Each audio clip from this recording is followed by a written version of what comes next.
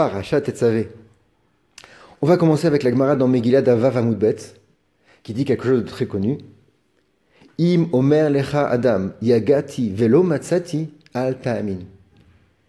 Si quelqu'un il te dit, je me suis investi, je me suis fatigué, j'ai mis toutes mes forces, toute ma labeur dans un projet, Velo Matsati, et j'ai pas trouvé la solution, dans le sens, ça n'a pas porté ses fruits, mon investissement n'a pas porté ses fruits, Al Ta'amin, c'est pas possible, ne le crois pas.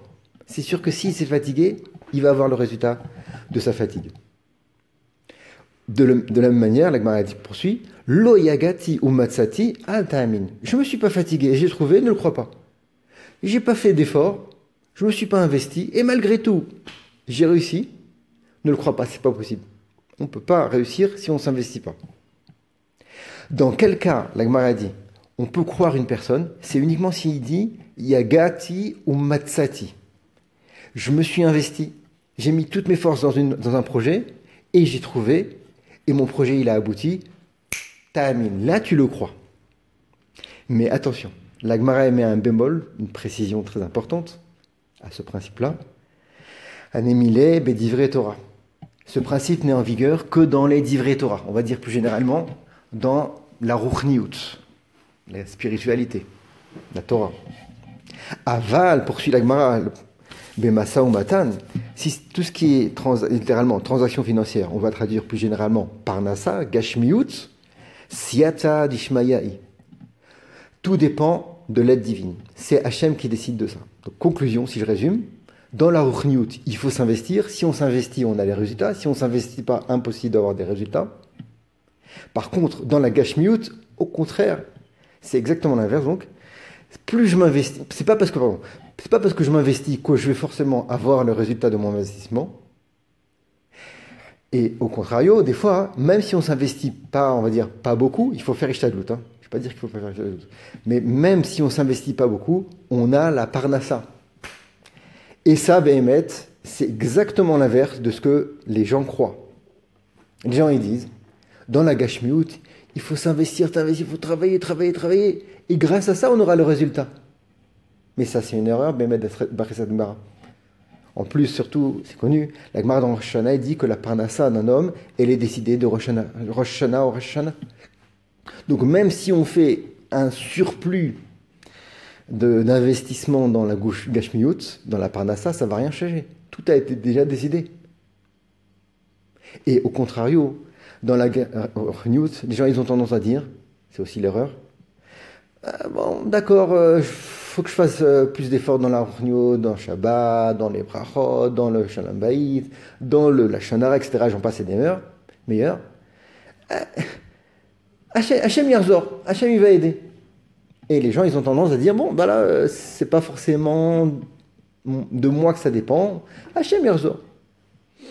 Donc c'est pour ça que la Gemara dit, non, c'est exactement l'inverse. Et maintenant, le rapport avec la paracha, il dit le Khatam Sofer, le pasuk qui dit au début, Ve'ata tetzavet bnei Israël, ve'ikru lecha shemen zayit zar katit lamaor. Tu vas ordonner au bnei Israël de prendre de l'huile. Attention, c'est pas n'importe laquelle huile. Elle doit être katit, elle doit être broyée littéralement pour allumer les bougies de la menorah. Et Rashi précise tout de suite que cette exigence, que ce soit vraiment broyé, beaucoup travaillé, c'est uniquement pour la menorah, pour allumer les bougies. Mais si c'est pour les korbanot, par exemple, l'huile qu'on va utiliser pour les menachot, les offrandes comme ça, qui ne sont pas des sacrifices, c'est des offrandes de farine, par exemple, dans lesquelles on va utiliser aussi de l'huile, alors cette huile-là, il n'y a pas besoin. Alors le Khatam Sofer, il dit que c'est exactement comme ce qu'on a dit avant. C'est que Maor, ça fait ici référence à Or Torah, la Ruchniut. Pour la Ruchniut, il faut que ce soit katit, il faut que ce soit broyé, il faut s'investir. Là, on a les résultats. Mais au contrario, pour les Menachot, qui est ici une allusion à la Gashmiut, alors c'est pas besoin de faire katit, pas besoin de faire des gros efforts. Hachem, c'est lui qui décide. Encore une fois, il faut faire Ishtadout. Mais toujours, cette Ishtadout doit être accompagnée d'une conscience que tout dépend d'Hachem. Et ça, c'est connu. Hein. Il y a des gens qui réussissent, même s'ils ne sont pas des super cracks, ni intelligents, ni des grands stratagèmes. Et au contraire, il y a des gens Ils sont des super grands intelligents et ça marche pas dans la Parnassa. Bon. Et à ce sujet-là, il dit le Chidush Harim, on voit le même principe dans la Mishnah Perkei Avot, en allusion. La Mishnah a dit Sheli Shelcha, Veshelcha Sheli, Amaharetz. Celui qui dit ce qui m'appartient, ça t'appartient à toi, et ce qui t'appartient à toi, ça appartient à moi. La Mishnah a dit Amaharetz. C'est quelqu'un qui est pas très au point des choses, un peu simplé, on va dire. C'est pas comme ça.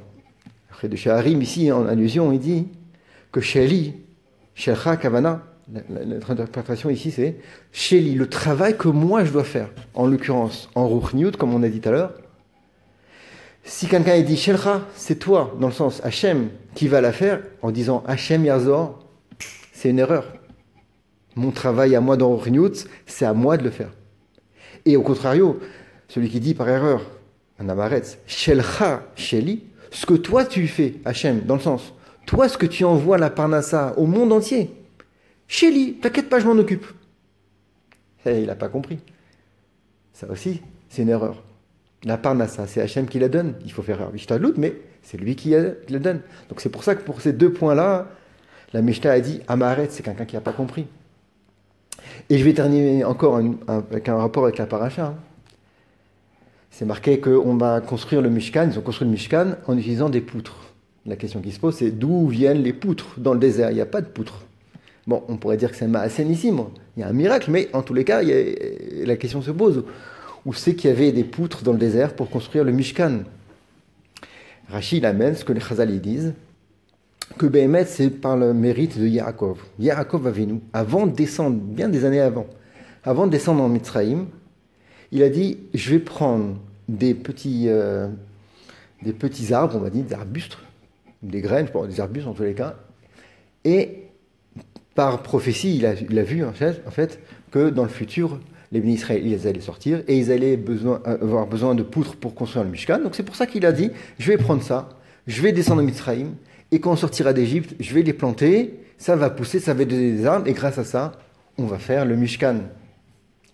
Alors la question qui se pose, c'est pourquoi Yaakov, il a eu besoin de faire cet effort-là?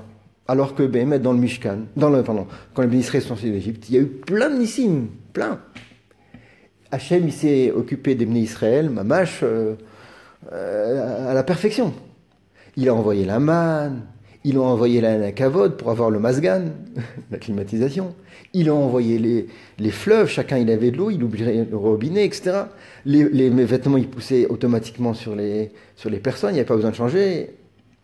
Bref, on était comme des... bien entretenus par Hachem. Donc si c'est ça, pourquoi Yaakov, il s'est pas dit, bon, voilà, Hachem et Azor, on verra bien. Hachem, il va aussi faire, je sais qu'on va construire le Mishkan, mais Hachem, il va s'en occuper, il va faire un miracle, il y aura du bois pour le faire. Alors il dit le Chidush Harim, non, c'est le même principe qu'on a dit avant. Ici, on parle de Mishkan. Le Mishkan, c'est quoi? C'est Ashrat Ashrina, lorsque la Shrina, elle va venir. Donc, c'est un sujet de Ruchniut, de spiritualité. Et donc, en vertu du principe qu'on a dit avant, tout ce qui est Ruchniut, je dois faire des efforts. Et c'est ça qu'Yaakov, il a fait comme Cheshbon. C'est ça qu'il a pensé. Je dois faire des efforts pour la Ruchniut du Mishkan. Je dois planter en l'occurrence des arbres pour que dans le futur, on va les utiliser.